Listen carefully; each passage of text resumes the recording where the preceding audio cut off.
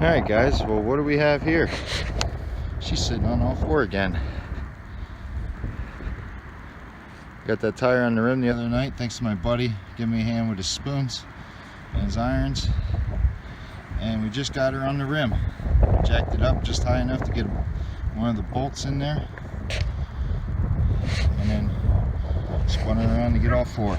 Fits perfect. Thank you to Dan O'Connor for the rim and the tire. That was awesome. Awesome. As you can see, I painted just one side while the tire and rim were off. And what I'm going to do is paint the rest of the bottom. This here and the tank, because this is original 39 early production. I don't know if this was a blem back in the day or if it was just that early of a model, but this is usually here. This is factory 1939. That's hand stenciled paint. That's not a decal. So this grill, the hood, the gas tank, and that unusual decal there, that I am going to just clear coat. I'm going to take clear spray paint, clear paint, and just clear coat that as it sits, because that is original paint, original decals, early 39 year. The rest of this down here, it's pretty rough. So that I'm going to paint. You know, I don't like to erase history. So it, you know, that's part of the reason I'm leaving that. That's not in bad shape. But I also don't want it to rot out completely either. As you can see on this other fender, it's pretty rough and rusted. That's exactly how the other side was before I painted it. Sanded it down with a flat disc and steel wire brush, and that's how she came out. 2 coats of primer, 3 coats of paint. Use the rusty metal primer just to adhere better, and it builds up a nice thicker coat. Now this I can't get smooth, that's cast iron. There's nothing you're going to do with that. But the steel, I got pretty good. The big thing is, she's mobile. So I'll be posting some videos soon of her driving around a little bit. And then this rim here is going to be next, eventually. Also got to get that crank pulley put back on. And the fan belt. But because I don't want to drive her around too much without that fan. Don't want her overheating.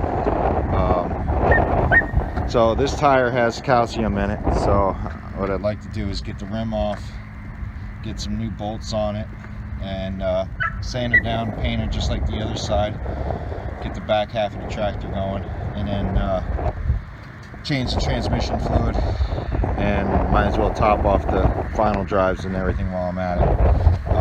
I did get new bolts, square head bolts, went down to a specialized fastener place, and then I ended up getting some grade 8 lock washers and standard nuts is fine. This isn't going to be really doing any tractor duty, but they were plain steel, so I painted those up, the bolts,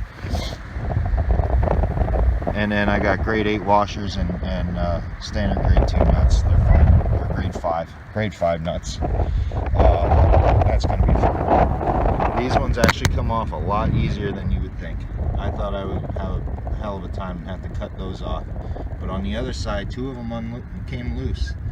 The other 2 snapped off, but it wasn't that bad. So we'll keep you posted on her, and like I said, I'd like to really get that crank pulley and fan going before I drive it around too much, but I'm going to put this tire back on once I get that rim cleaned up. And then Dan hooked me up with 2 3-rib fronts. I'm going to swap these all out. This tire here, it's old. It's very old. I don't know if you can see it. It's called a Cushion Air. Can't find it anywhere. One of them is a Remington. The other's a Continental. So yeah, here we go. This one's the Continental. So the other one is a Remington. and we're going to put some 3 rivers on there. When I take those rims off, I'm going to get those painted up as well, and see how she goes. Put some 80-90 in the steering box there, grease everything up, and she'll be moving. So she's coming along.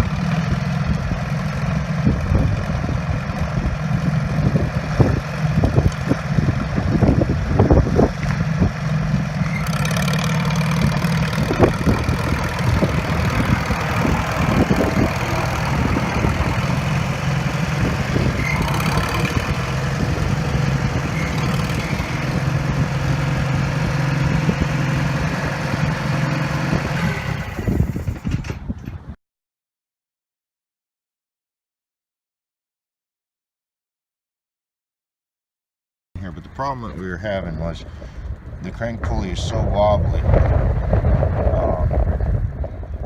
from the bolts being sheared off that it was. Alright, as you can see, the belt's on. How'd I do that? Well,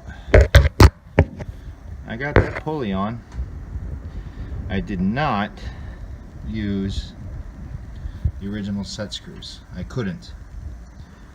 Those the holes on the crank were rounded out too much, and I could not get it to set.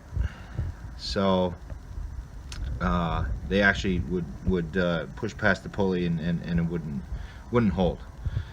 So what I did was I got some longer bolts with the same thread pattern. Now it's close enough that it holds pretty damn tight. I mean, that is tight. That pulley, believe me, trust me, that was tight. I wouldn't have put this belt on if it wasn't. We got about an inch or so play, half inch to an inch play in the belt. That pulley does not wobble now, but it took probably about 6 tries to get the right length, because if that head backs out, it's going to whack on this part of the block, some kind of frame member under here or something. I don't know what the heck this is. Whatever this is here, this frame member or whatever, it's going to whack on that and probably not be good. But I put Permatex on them, and I'm hoping they hold. One did strip a little bit on me. I'm hoping that that's going to be okay with the Permatex on it, but you know, at this point I don't know what else to do. So, you know, short of getting another pulley, which they don't make with the set screw holes, I'd have to line those up perfect with those holes that are on the crank and drill them and tap them, which that's not gonna work. So give it a shot. I'm gonna try starting it up here in a minute. Those bolt heads do clear as of right now, and we'll see what we got. Hopefully she's good. Stand by.